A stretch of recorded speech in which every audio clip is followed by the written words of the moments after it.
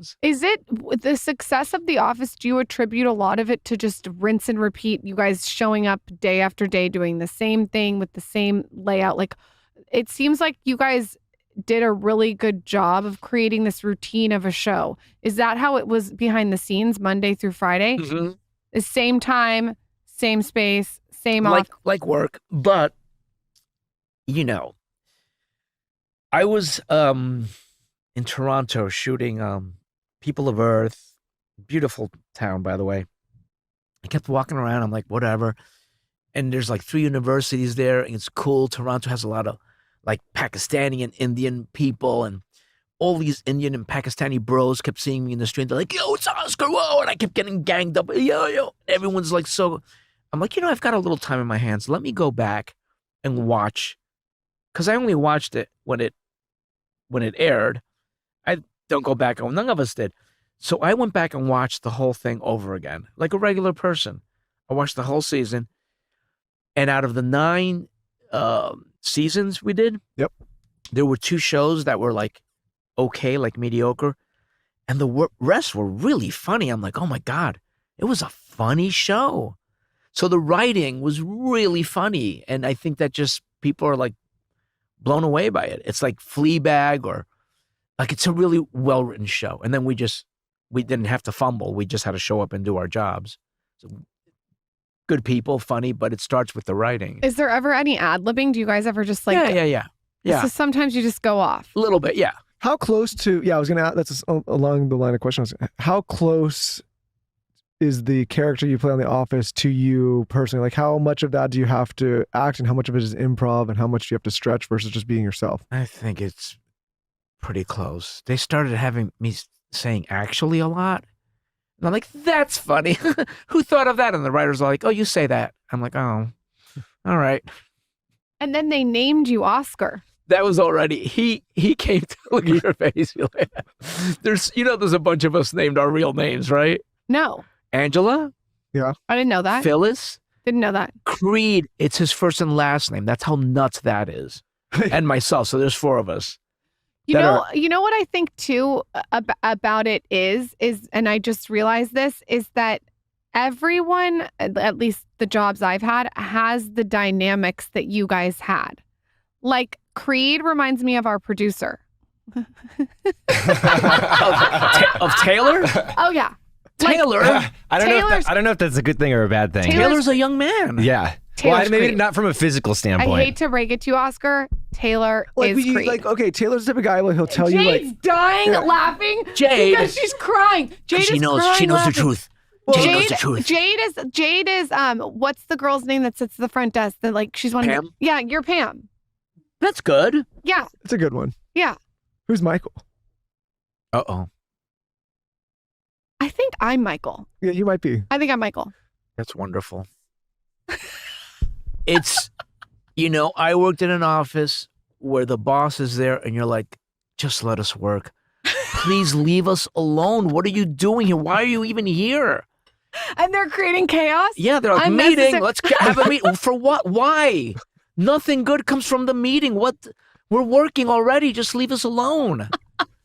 It's the best. It's the best setup. Yeah. We all, boss, manager. That's why I think, though, it was so funny is that the dynamics were so relatable. Yeah, just like Seinfeld, just like Friends. You can find everyone in the character. Well, and then you also, with the rank, you always have, there's like somebody that's like, they're taking it way too seriously. You're like, we're just at work, man. Like, we do a good job. Everyone has a Phyllis. Dwight. Yeah. Oh, Taylor's a little Dwighty, though. No, Taylor, the reason I think he's like Creed is because he's one of those guys where he will tell you something happened, but it's not the full story. And over time, more and more comes out. And you're like, what is going on here? Yeah, you left a lot out, Taylor. You left a lot. You left the whole story out. Yeah. Taylor, you walked into the store and everybody was weird to you, but you weren't wearing pants. Yeah. And you didn't tell us that when you told the story the first time, Taylor. There's different degrees of truth. Or like when you ended up in a tent encampment in Las Vegas. Yeah, and he's like, I don't know what happened. I'm just like laying in the streets in Vegas, and I don't know. There's a lot that happened before you got there. You know? Yes. Yeah. Before he's laying in the streets in Vegas. Before he woke up in someone's tent. Taylor's got a... Was it Burning Man? Where was he? No, it wasn't Burning Man. No, it was that kind not of tent. Burning it was in Man. no It was a parking lot. He woke up in someone's tent in the parking lot. It happens. Her stories evolve. My stories. My stories evolved. I never was ever intense. I You were laying on the Bear Street. Oh, in sorry, Vegas. the Bear Street. Yeah, just the Bear. Anyways, Did you take penicillin? Are you okay? he's not okay. Okay. that part of the story will come eventually. Yeah, so he is like Creed, but I think that's why The Office was so iconic, is because you could see yourself or your friends or your coworkers Sure. in each of the characters. That's right. And that was really special. That kind of show doesn't come along. What's that book Ryan Holiday wrote? I always say it wrong. Perennial seller. It's a perennial seller. Perennial. How do you say it? Perennial. It's like something that is just, it will sell and be watched or be viewed for long after the point that it's It never feels out of sorts to watch Kids it. are watching it now. So people come up all the time and they're like, I've watched, teenage people start watching it like, I don't know, 11, 12, 13. And so there's always a new batch of people because it's on all the time, you guys. It's on all the time. Well, think about it, like how many shows people, like, yeah, to your point, like there's a lot of shows and a lot of them, like they're like, you watch them for a couple seasons or series and then you're done. When you catapult to fame from that, because you got to be recognized. I did catapult. How did you know? I didn't take an escalator. I catapulted. Well, with that, I mean, to go from waiting tables, you said catering, and then you're like famous. It feels like overnight. I'm sure it didn't feel like that to you. What was that like? You go out to eat. Is it annoying? Did you love it? What was the vibe there? It happened over time, and very rarely do I find it annoying. It's fine. I like it, just not when I'm eating. Yeah. But people come up. It's all good. Like your mid-bite? But bear in mind, it's not overwhelming. People don't come to me like, I'm not Tom Cruise. That's a whole other level. I'm okay. I don't need protection. I don't need bodyguards. But so far, yeah, it's pretty easy. Well, because we've had other actors on the show, and some of them don't have the perspective you have, like some that have maybe done a show, and people come up to them for that show for years and years and years. Like some of them don't have the same reaction that you have. Some get a little irritated. Like, do you ever get annoyed, like, hey, talking about The Office and people are such huge fans? Are you more grateful for the experience? Everyone has a bad day, but generally, I mean, I was, it's who you are. It's, everyone's different. But I remember listening to, I think it was Mark Maron had a podcast, right? WTF. He had Henry Winkler on.